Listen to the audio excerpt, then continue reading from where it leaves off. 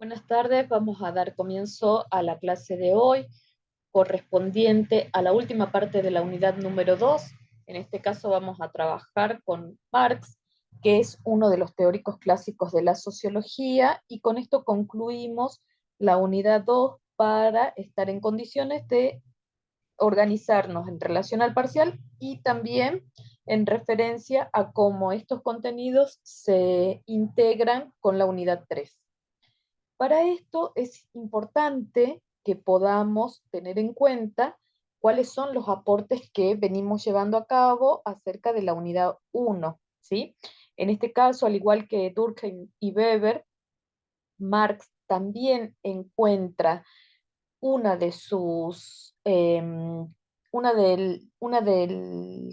de sus informaciones están basadas principalmente en el contexto histórico, ¿no?, que caracterizaba a la época y esa sociedad en relación a cómo, a partir de esas características, el autor va a desarrollar su teoría. En este caso, hablamos, por ejemplo, de los contenidos o de los principales conceptos que desarrolla este autor y que tienen como núcleo la comprensión de la división de la sociedad en clases sociales, ¿sí? Para entender a Marx, nosotros tenemos que poder comprender cuál es la mirada, cuál es la lógica que tiene el autor respecto a la división en clases sociales. Es decir, cómo desde la pertenencia, por ejemplo, a la clase social trabajadora o a la clase social burguesa, cada una de las personas va configurando su modo de actuar, su modo de sentir, su pertenencia a un determinado estatus, las condiciones que tienen que ver con características sociales, culturales, económicas, políticas, cómo desde esta comprensión respecto a lo que significa la división en clases sociales, vamos a poder entender también, por ejemplo, la idea de estructura y superestructura que vamos a desarrollar ahora.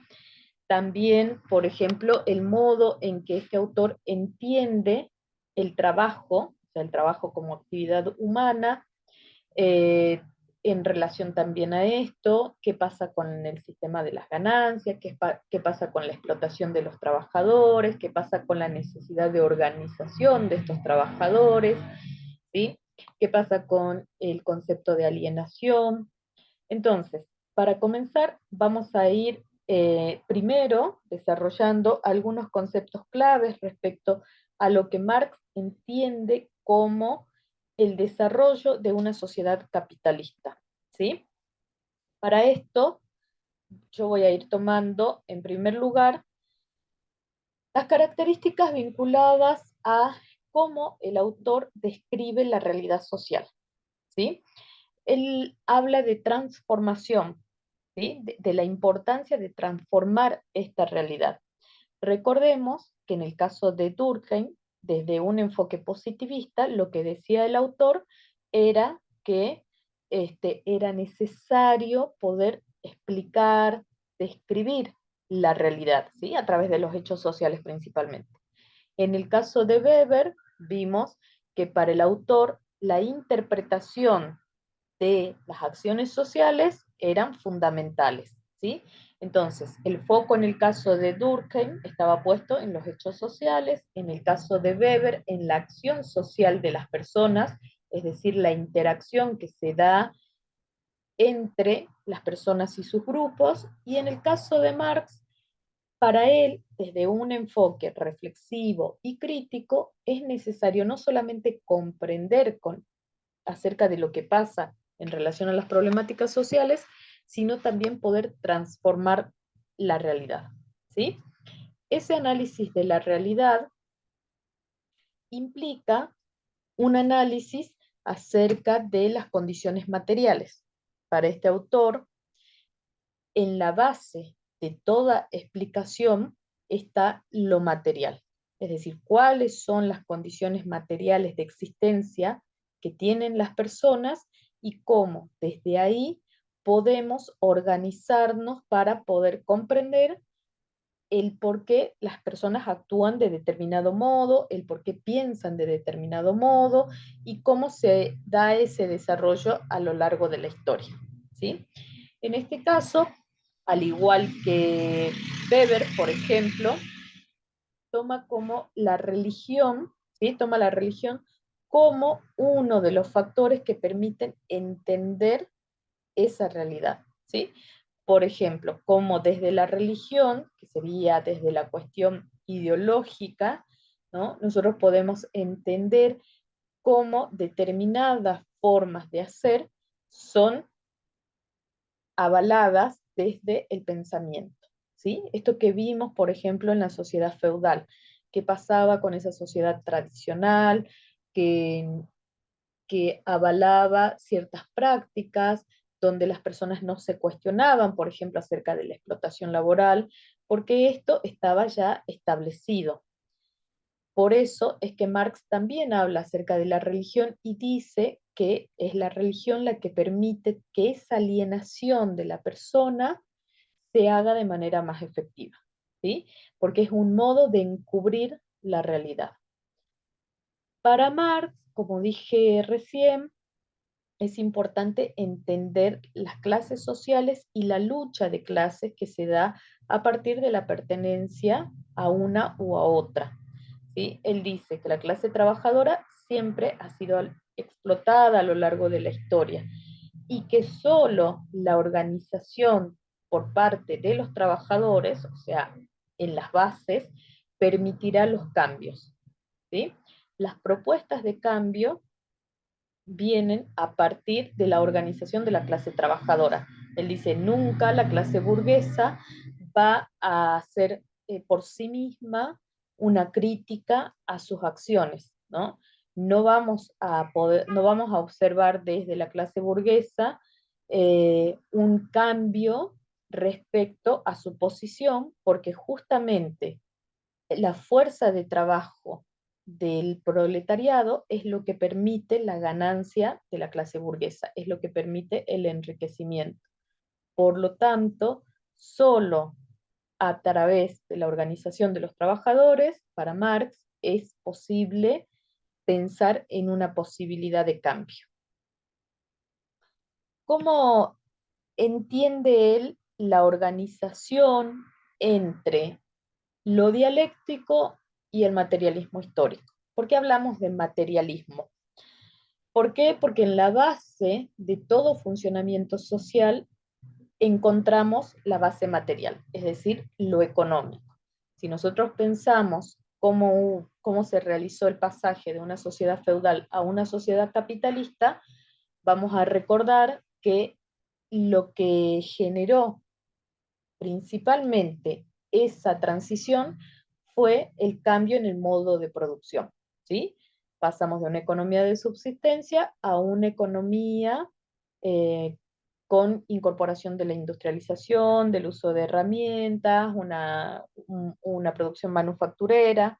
Entonces, el modo de producción se modifica, los modos de intercambio económico se modifican y desde ahí se produce una modificación en las formas en que las personas producen, se organizan, realizan cada una sus tareas dentro de lo que es el sistema productivo, realizan los intercambios y a partir de ahí se entienden también los cambios a nivel no solamente laboral, sino familiar, eh, urbanos, ¿sí? En modos de pensar, en lo cultural.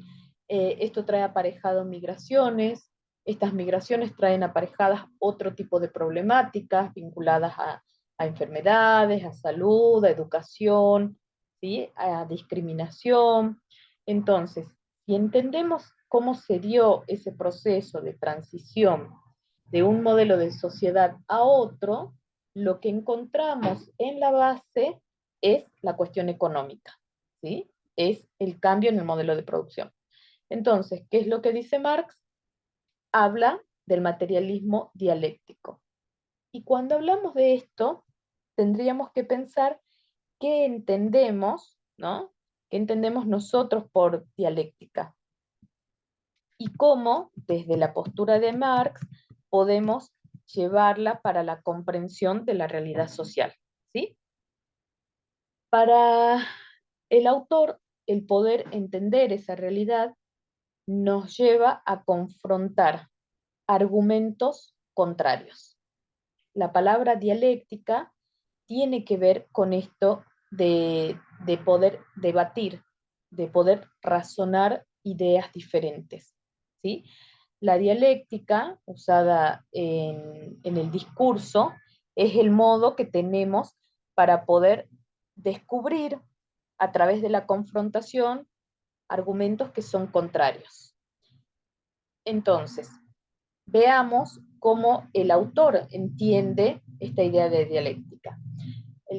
Acá lo que dice es, hay una afirmación, es decir, una tesis, hay una negación respecto a esa afirmación, la antítesis, y se logra producir a partir de ambas una síntesis. ¿Qué significa esto? ¿Cómo es que él usa la dialéctica para el estudio de la realidad? Él dice que en el germen perdón, en una situación en sí, en una problemática en sí, encontramos el germen para el propio cambio, ¿sí? O sea, está de algún modo se encuentra como una propuesta, quizás a futuro, pero está puesto en esa realidad la posibilidad de cambio. Y mientras más fuerte sea la afirmación de una situación, con más fuerza va a ir produciendo su negación. ¿Qué significa esto? Si nosotros vemos, por ejemplo, la explotación de los trabajadores, y recordamos el video que observábamos en la película de Chaplin, Tiempos Modernos, ¿no? Llega, mientras que el trabajador se sostenga en determinadas condiciones, realizando sus actividades, a lo mejor no en las mejores condiciones, pero que pueda desarrollarlas, que pueda compartir, que pueda recibir un salario a cambio de esto, quizás eso se sostiene durante mucho tiempo sin un cuestionamiento. Ahora, cuando esa explotación se vuelve cada vez más profunda, cada vez ataca más los derechos de la persona, ¿no? Esa explotación se vuelve insostenible, genera problemáticas de salud, familiares y demás, o sea, cuando ya es llevada a un extremo, esa misma afirmación de cómo funciona la explotación de estos trabajadores va a provocar que en algún momento empiecen a asociarse en contra de esta situación, empiecen a buscar otras posibilidades, empiecen a ver el modo de revertir esta situación, de rebelarse ante esta situación para modificarla. Ahí está la idea de dialéctica, ¿sí? Esto que es una afirmación, que es una realidad actual, lleva en sí misma la posibilidad de cambio. En algún momento esa situación se va a modificar. Esto no pasa de un día para el otro porque estamos hablando de procesos sociales, ¿sí? Que llevan un tiempo, pero si hacemos un análisis histórico de determinadas situaciones, características de la realidad, vamos a poder ver que el cambio se da de este modo dialéctico, ¿sí? Como una relación de ida y vuelta. Entonces, Marx utiliza este concepto de dialéctica para poder relacionar el comportamiento humano, ¿sí? Es esta una concepción de mundo que le permite describir esa realidad material y, sobre todo, entenderla de esta idea de lo cambiante, ¿sí? De esta idea flexible, de esta idea de que es posible que sea modificado, quizás a largo plazo, pero que es posible. ¿Cómo explica o cómo podemos entender esta noción del materialismo histórico desde esta concepción materialista en Marx? Recordemos que la idea de lo materialista a lo largo de la historia está vinculado a cómo los procesos de cambio se relacionan a la realidad histórica, y esa realidad histórica basada principalmente en la base económica, ¿sí? Él dice que existe una estructura o infraestructura y una superestructura.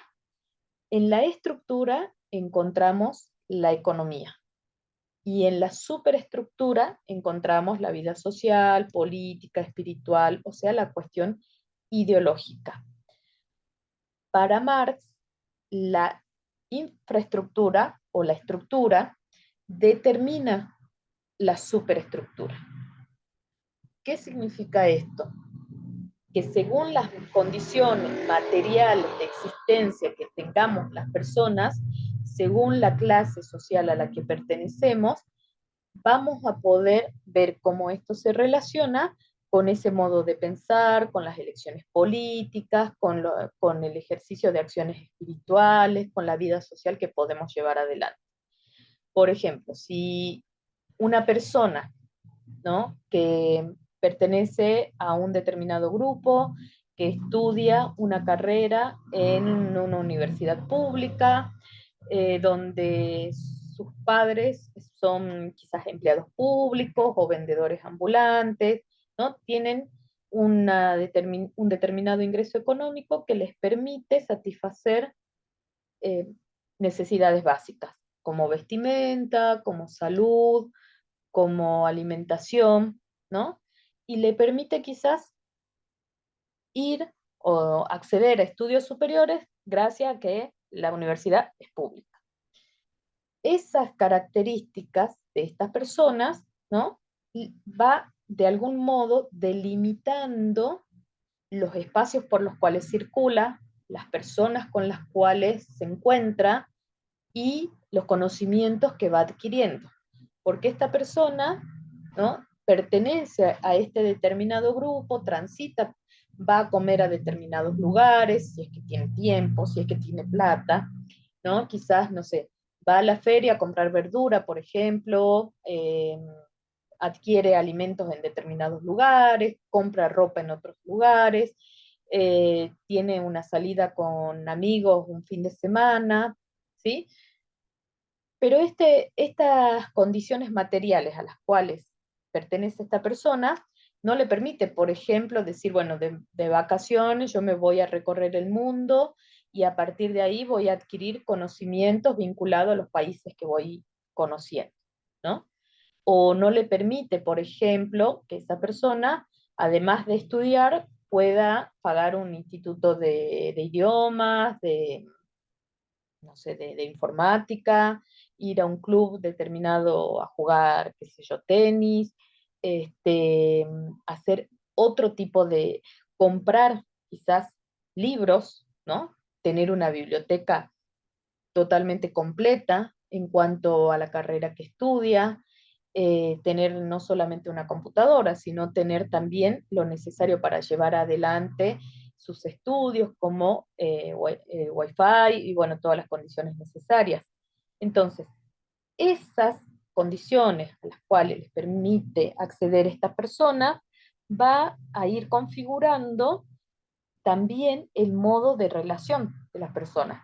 O sea, se encuentra con otras personas que están en similares condiciones, ¿no? Tiene amigos, amigas que también transitan por lugares similares, que van a comprar la ropa a los mismos lugares, o que si salen a bailar van al mismo boliche. Entonces, esto pensemos cómo facilita, por ejemplo, el intercambio de ideas a partir de conversaciones de temas que son comunes para este grupo de personas que pertenecen a una clase social determinada. Ahora pensemos, otra persona de la misma edad, pero que tiene otras condiciones, otras posibilidades económicas que lo llevan a que todo esto que veíamos como limitado en el primer caso, en este caso sí esté presente, ¿no? Una persona que además de ir a estudiar, estudia en otros institutos, va adquiriendo otras capacidades, realiza viajes y a partir de esos viajes tiene conocimientos directos en cuanto a su experiencia, tiene posibilidades de contar con otros recursos a la hora de estudiar, asiste a determinados lugares donde se encuentra con personas en similares condiciones. Entonces, los lugares que comparten van también configurando las conversaciones, ¿no? ¿Qué programas ven una persona y otra? Eh, sobre qué temas les interesa conversar, cuáles son, por ejemplo, ¿no? Las necesidades que cada una de estas personas entiende como básicas. Esta idea muchas veces de calidad de vida, por ejemplo, ¿no? ¿Qué significa para cada uno de nosotros calidad de vida? En algunos casos, para una persona, calidad de vida, o sea, lo básico es tener agua potable, tener luz, tener gas natural, tener una casa cómoda, tener abrigo, tener una buena alimentación, ¿no? Acceder a todas las condiciones para estudiar. Lo mejor, esto es calidad de vida para una persona desde ese lugar que lo mira.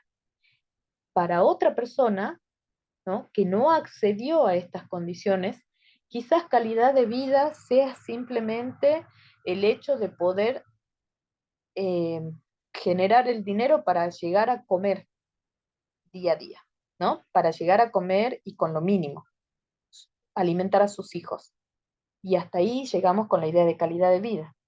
Entonces, eso que se construye a partir de las condiciones materiales, es decir, a partir de la base económica por la cual cada uno va experimentando, eso que se construye en relación a lo ideológico, o sea, desde mi pertenencia a esta determinada clase social, también yo voy a ir configurando mi modo de pensar. Entonces, para mí, por ejemplo, para una persona que tiene todas las condiciones, que sus padres trabajan muy bien, que tiene internet, que tiene computadora, que tiene posibilidad de comprar libros y demás, si de pronto alguien dice vamos a arancelar la universidad, esta persona puede estar totalmente de acuerdo, ¿no? Y puede decir, sí, me parece que es adecuado porque tenemos que pagar por los estudios para conseguir, no sé, otros beneficios.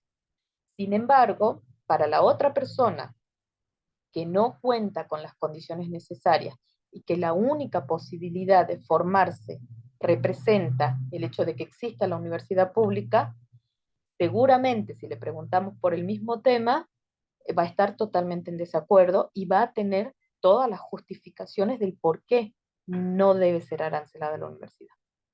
Esto, cuando vemos posiciones ideológicas diferentes, cuando vemos las elecciones políticas de cada uno, lo espiritual, la vida social, todo eso forma parte de la superestructura. Una superestructura que está montada sobre la estructura que es la base económica, ¿sí? Eso es fundamental que se entienda en relación a lo que explica Marx para que desde ahí, en esta relación de estructura y superestructura, podamos ir luego entendiendo también lo que él grafica en relación a las clases sociales, ¿sí? Y por qué para el autor es sumamente importante el tema de la lucha que existe entre clases sociales, porque para él los avances a nivel histórico se explican desde la lucha de clases. Ahora, cuando hablamos de esta lucha de clases y de los proletarios y los capitalistas o los burgueses, ¿de qué forma caracteriza Marx esa pertenencia? Él dice que los trabajadores son dueños de las fuerzas productivas y los capitalistas son dueños de las relaciones de producción. ¿Qué significa esto? Que si bien la clase burguesa es dueña de los medios de producción, o sea, de las herramientas, de la maquinaria, de la tierra, del dinero, la clase trabajadora posee la fuerza productiva, es decir, la mano de obra y el conocimiento sobre el uso de esas herramientas para poder producir. O sea que la clase trabajadora tiene los medios de producción.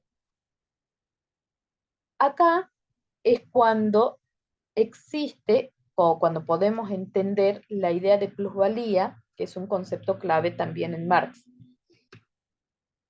Cuando, si bien el capitalista es dueño de todas estas relaciones de producción, de la tierra, del dinero, de la maquinaria, ¿no?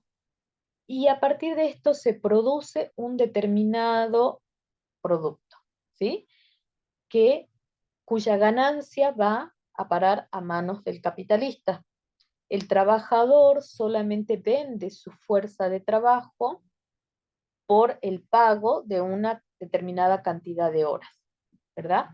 Entonces, cuando el producto está terminado, ¿qué es lo que se reconoce de ese producto? Simplemente el producto en sí, que luego es comercializado. Pero existe en ese producto un valor agregado que está dado justamente por la capacidad de la persona que lo produce.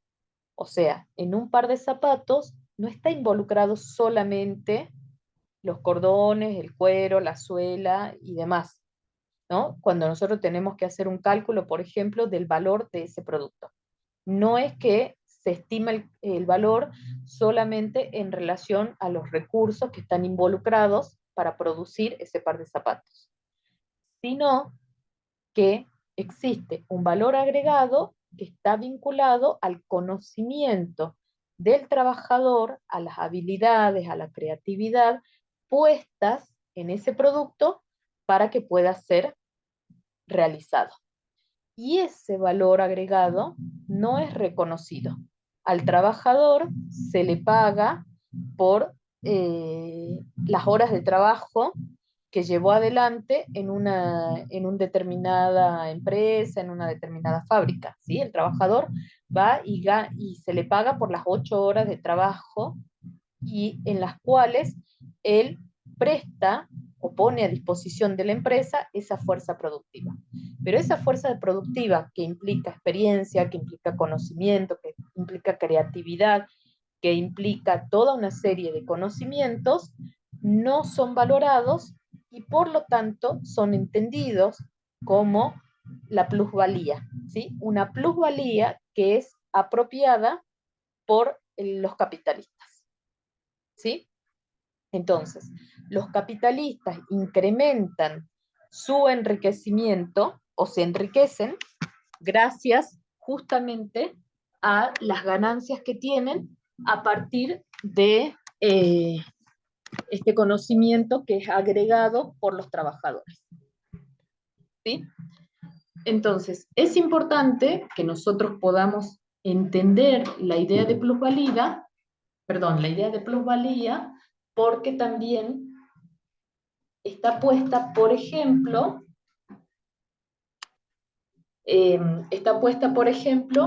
en los tiempos.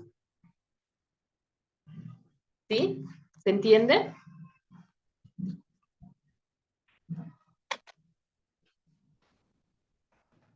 Bueno, entonces, a ver, continuemos. Hasta acá estamos con la idea de la plusvalía, que sería ese plusvalor. ¿Sí? Dice también Marx que así como los capitalistas son dueños de las relaciones de producción, son dueños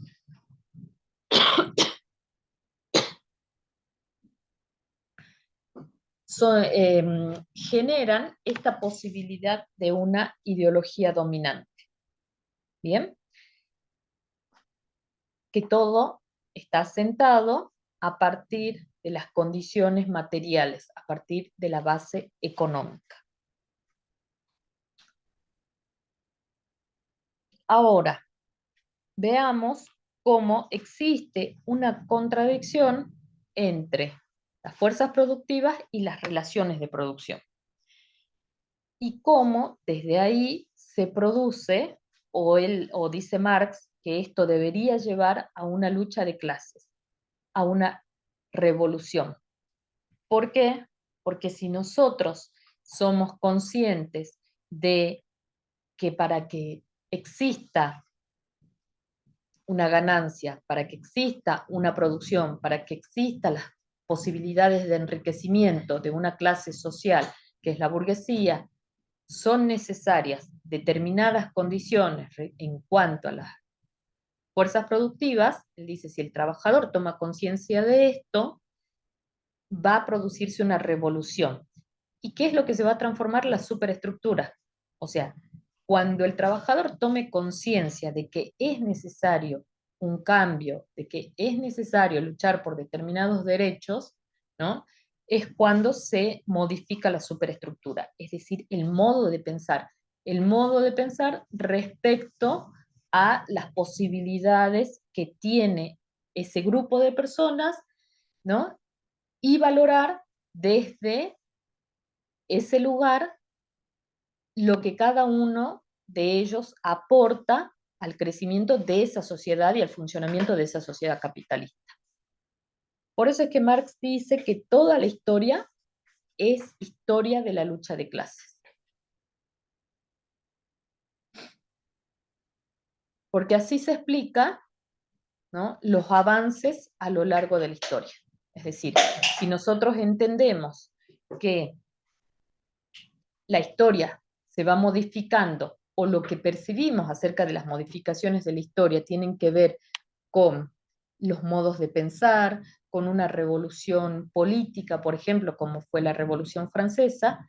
Esa Revolución Francesa tuvo antes, ¿no?, ciertas situaciones vinculadas a las condiciones materiales de existencia que llevaron a que un grupo de personas vea que esta situación generaba toda una serie de explotación, de quita de derechos, de problemáticas que estaban asociadas a esa realidad.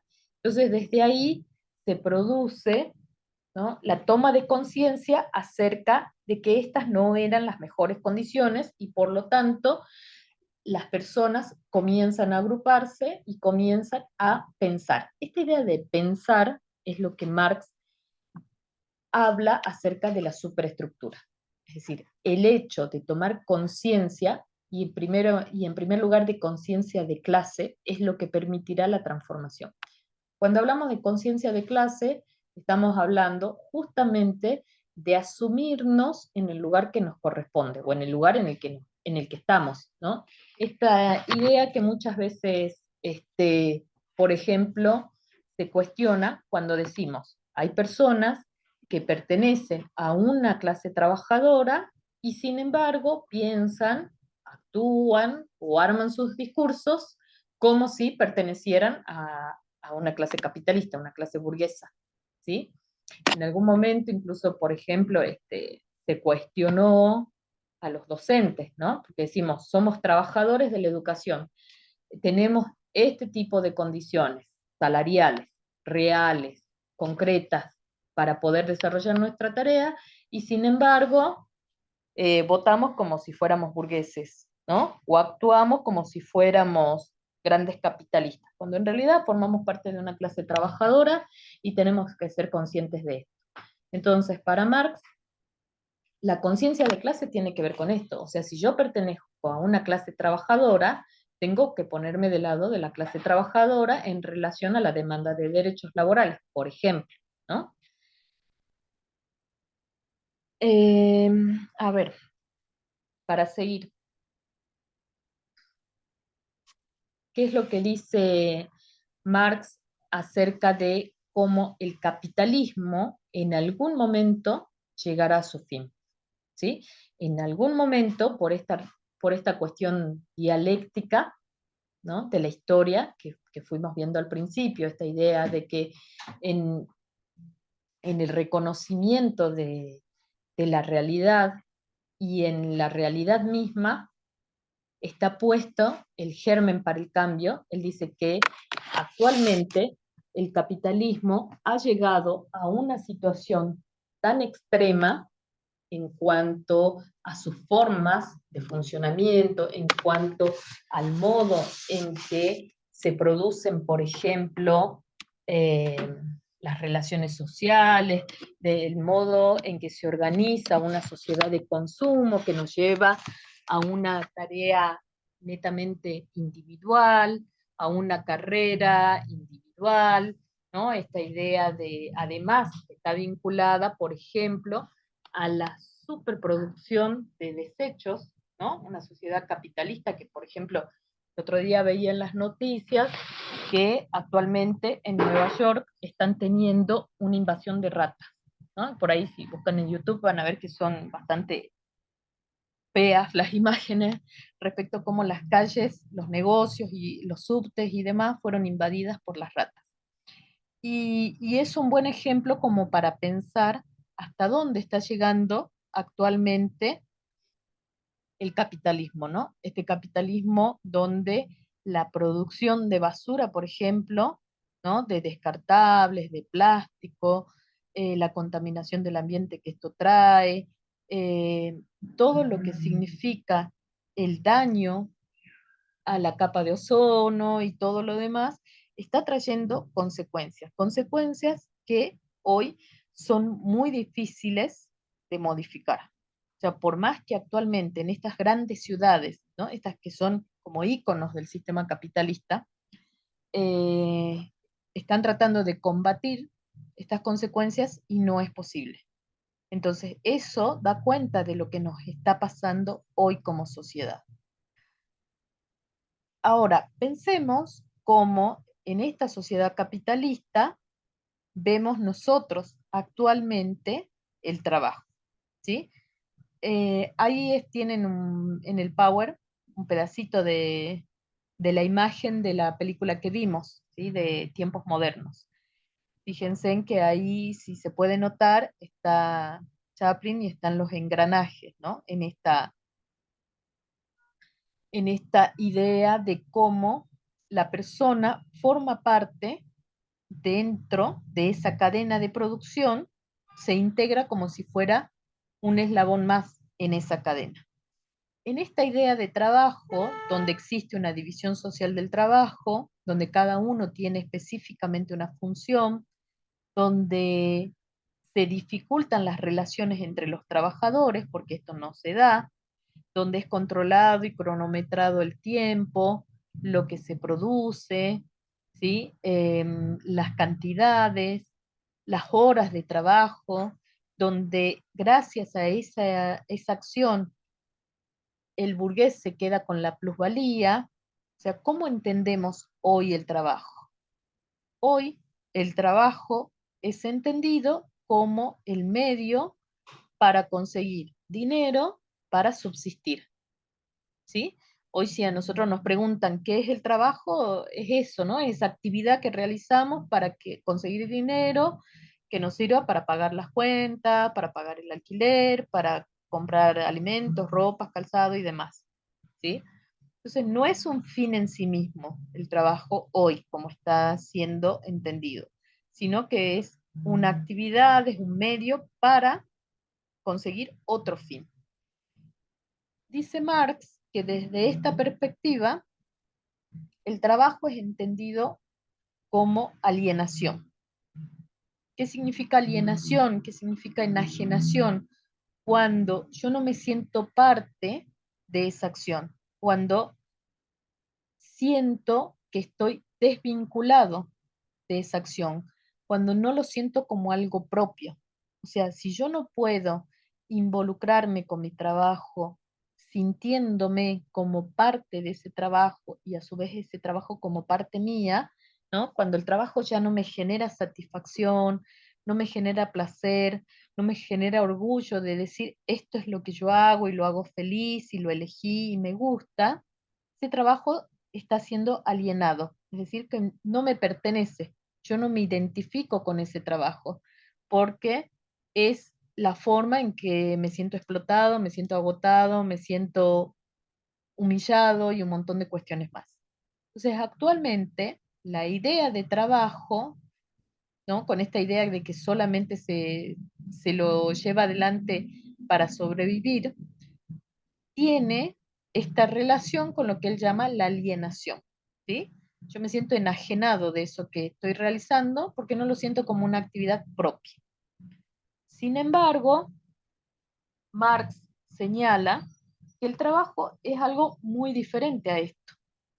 El trabajo en sí mismo, para Marx, es una actividad eminentemente humana, es decir, es la actividad que nos permite a nosotros diferenciarnos del resto de las especies. El resto de las especies no pueden realizar un trabajo en el sentido en que lo hacemos nosotros, con un objetivo, utilizando herramientas, em, relacionándonos con otros, que tiene además la posibilidad de ese intercambio entre la humanidad y la naturaleza. Es esa acción que me permite a mí como ser humano realizar un intercambio con la naturaleza para transformarla en un producto determinado y que ese producto tiene que ver con una necesidad. Entonces, para Marx, el trabajo es la posibilidad que tenemos las personas de poner a la vista nuestras capacidades, nuestra creatividad, nuestras habilidades. Es la posibilidad que tenemos de sentirnos eh, capaces de enriquecer con nuestra acción un determinado producto, ¿sí? Entonces, la concepción de Marx acerca del trabajo es muy diferente a lo que actualmente entendemos nosotros por trabajo. Ese trabajo que está alienado. Alienado no solamente del producto, es decir, yo no me siento como si ese producto fuera parte mía, como si fuera de mi propiedad. Por ejemplo, el albañil que construye un edificio no siente ese producto como propio, porque simplemente le pagaron por una actividad, por unas horas para hacer algo concreto, ¿sí? Entonces, estamos alienados del producto, estamos alienados de nuestros compañeros, porque el hecho de ir a un determinado lugar a cumplir con una tarea que solo nos lleva a, que solo nos permite ir determinadas horas y salir, ¿no? Por ejemplo, pensemos en la docencia, por ejemplo, bueno, yo fui docente de secundaria y teníamos una sala de profesores, pero que por lo general estaba casi vacía, porque cada uno va, da la hora que le corresponde y luego vuelve a su casa. O termina de dar su hora, va unos minutos a la sala de profesores, quizás se saluda con otra persona que está llegando y que nos cruzamos para una sale y otra entra a su clase y no existe la posibilidad de sentarse a intercambiar, a pensar en posibilidades de mejorar lo que hacemos, a pensar en proyectos conjuntos, a pensar en poder, por ejemplo, armar una idea un poco más integral acerca de un grupo de estudiantes que quizás, no sé, yo doy pedagogía y la otra profe da historia, tenemos el mismo grupo de estudiantes y sin embargo no nos sentamos a intercambiar ideas sobre ese grupo, a decir, che, me enteré que tal estudiante está con un problema de salud y está faltando, o me enteré de que este otro estudiante, no sé, es muy habilidoso porque sabe bailar folclore y además toca un instrumento. O sea, no intercambiamos conocimientos acerca de este mismo grupo de personas que estamos compartiendo. Y esto no sucede porque no lo queramos hacer, sino porque el sistema está constituido para que eso funcione de esa forma, o sea, en compartimentos estancos, donde un docente tiene 3 horitas en una escuela, 3 horas en otra, 3 horas en otra, incluso en distintos departamentos, entonces corre de un lugar a otro para poder cumplir con su tarea. Y a su vez, las demás docentes también andan en la misma carrera de un lugar a otro para cumplir con su tarea. Entonces esto hace que no generemos inclusive un sentido de pertenencia, porque, por ejemplo, no es que estamos 4 horas ni 6 en un mismo lugar, sino que vamos cumpliendo un módulo en cada lugar. Desde ahí es que él explica la alienación respecto al grupo, respecto a nuestros compañeros de trabajo, porque también sentimos a los compañeros como algo extraño, como algo ajeno. Muchas veces uno mismo en los lugares que les toca no tiene la posibilidad, por la cantidad de tareas que tiene, por los objetivos que se plantea, por, no sé, por la supervisión que llevan adelante los jefes, la posibilidad de decir, en mi trabajo yo estoy formando realmente relaciones sólidas de compañerismo con otros, ¿sí? Entonces me siento alienado también de otros. Y me siento alienado también de mi propio trabajo, o sea, del producto, de los compañeros y del propio trabajo, de mi tarea, porque yo no me apropio de esa tarea de una forma que entienda que es enriquecedora, que me gusta, que la disfruto y que por lo tanto hago cada vez más cosas para mejorarla, ¿no? Que por lo tanto sigo formándome, sigo avanzando, o sea, no siempre esto sucede. Entonces hay distintos tipos de alienación respecto al trabajo.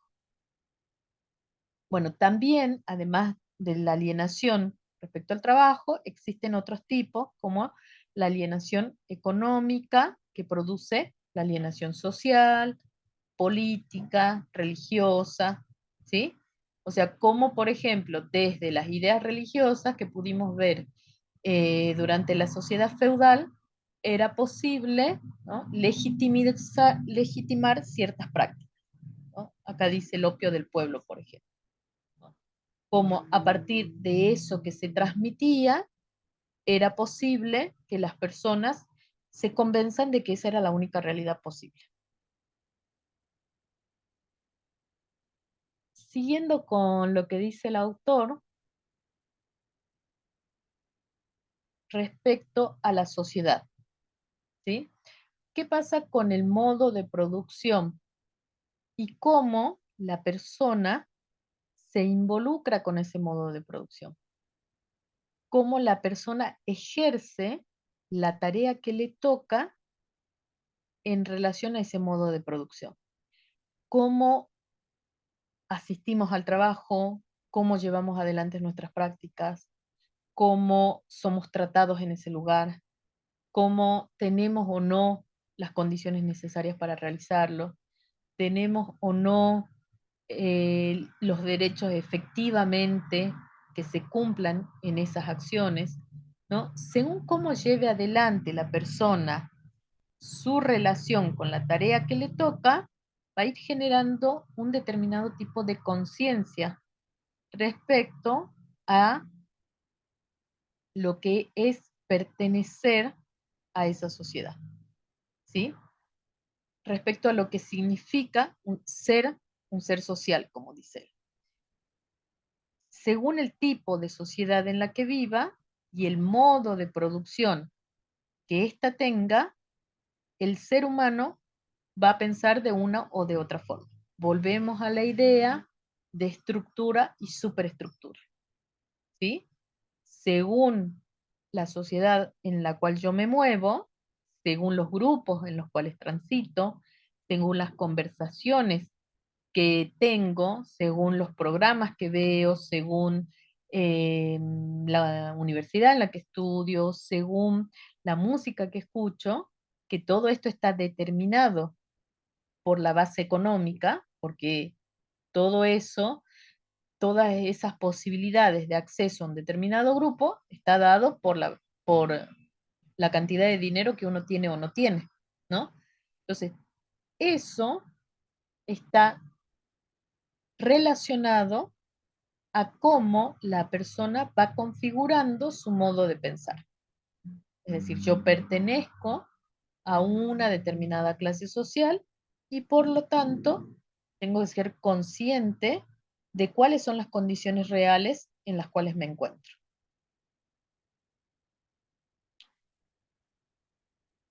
Ahora, eh, dice Marx, para recalcar, Lo que da riqueza a la sociedad es la fuerza de producción del trabajador. O sea, la sociedad en sí, si pensamos desde esta perspectiva materialista que él tiene, la sociedad funciona gracias a lo que se produce, gracias a los productos. Por lo tanto, funciona gracias a la fuerza de producción del trabajador, ¿sí? Porque gracias, por ejemplo, a que un docente da clases, gracias a que un albañil construye una casa, gracias a que el panadero hace el pan, ¿sí? Es posible que esa sociedad se dinamice y funcione. Ahora, cuando la persona vende su trabajo como una mercancía con un valor de cambio, es cuando vemos cómo esa acción, que es el trabajo, se convierte solamente en un empleo, en un valor de cambio. Es decir, durante estas 4 horas que a mí me contratan, yo ofrezco este servicio. El capitalista le paga un sueldo, pero se queda con la mercancía, ¿sí? Y esa mercancía, el capitalista le pone un precio. En ese precio está involucrado ese plusvalor. En ese precio, el capitalista, al momento de establecer el precio, el costo del producto que va a vender, no involucra solamente, como les decía, los recursos necesarios para producirlo, sino que ahí está puesto ese valor agregado que llevó a que pueda ser posible realizar el producto. Entonces, cuando comercializa el producto, es donde el capitalista se queda con la plusvalía. Por lo tanto, el capitalista explota al trabajador para que genere más plusvalía. Mientras más se explota a la persona, mayor plusvalía. ¿Sí? Por eso es que es importante entender en Marx cómo se lleva adelante esta relación entre las clases sociales, entre lo que significa la conciencia de clase, entre cómo están involucradas la fuerza de trabajo y las relaciones de producción. A partir de ahí, cómo a lo largo de la historia podemos entender los cambios sociales desde la comprensión de la base material, lo que él denomina el materialismo histórico, ¿sí? Y también es sumamente importante tomar como eje el concepto que Marx desarrolla en cuanto al trabajo, ¿sí? ¿Qué es el trabajo en sí? Como esta fuerza productiva, como esta idea que tiene el autor respecto a que es necesario distinguir el concepto que actualmente tenemos del trabajo como un empleo para llevarlo a esta idea del trabajo como una actividad humana que permite desarrollar la creatividad, las capacidades, las habilidades de las personas. Entonces, veamos cómo desde acá Marx viene a complementar de algún modo lo que habíamos visto con Durkheim y con Weber, ¿sí? Pero desde un enfoque crítico, desde un enfoque reflexivo. Durkheim era un enfoque positivista, Weber un enfoque interpretativo y Marx desde un enfoque crítico reflexivo. ¿Por qué? Porque no solamente se encamina hacia la descripción o hacia la interpretación de lo que sucede, sino que le interesa además transformar la realidad. Él dice que toda esta teoría es válida en cuanto sea posible tomarla para transformar la realidad. Y que para eso los protagonistas de esa transformación es justamente la misma clase trabajadora. Dice que no existe una posibilidad de cambio a nivel social que venga desde la clase burguesa. No va a suceder desde ese modo, porque la clase burguesa va a ver el modo de explotar cada vez más para producir más ganancia, ¿sí? Esta idea de por ahí que se escucha acerca de la teoría del derrame no es no tiene lugar en la teoría de Marx, porque él dice que solamente cuando se revierta la situación y el trabajador sea consciente primero de la pertenencia a su clase social y desde ahí empiece a analizar cuáles son las condiciones reales que tiene para poder llevar adelante su trabajo, para poder eh, hacerse, apropiarse de eso que realiza, cuando sea consciente de lo importante que es su fuerza de producción en cuanto a el movimiento de una sociedad, va a tomar conciencia de que es necesario transformar, de que es necesario que ese modo de funcionamiento a nivel social, económico, sea cambiado, sea modificado y se lleve adelante de una manera más horizontal. Solo desde ahí, dice él, dice Marx, que va a ser posible una real modificación. Entonces, estas ideas centrales en el pensamiento de Marx son las que Ritzer va a desarrollar en cada uno de sus puntos y que nosotros vamos a tomarlos como ejes en el caso de la unidad 2. Recordemos que la unidad 2, cuando hablamos de los clásicos de la sociología, estamos haciendo alusión a, a estos tres enfoques diferentes que nos permiten entender cómo la sociología se pone al servicio como una disciplina para abordar la realidad, ¿sí? Para entender una sociedad.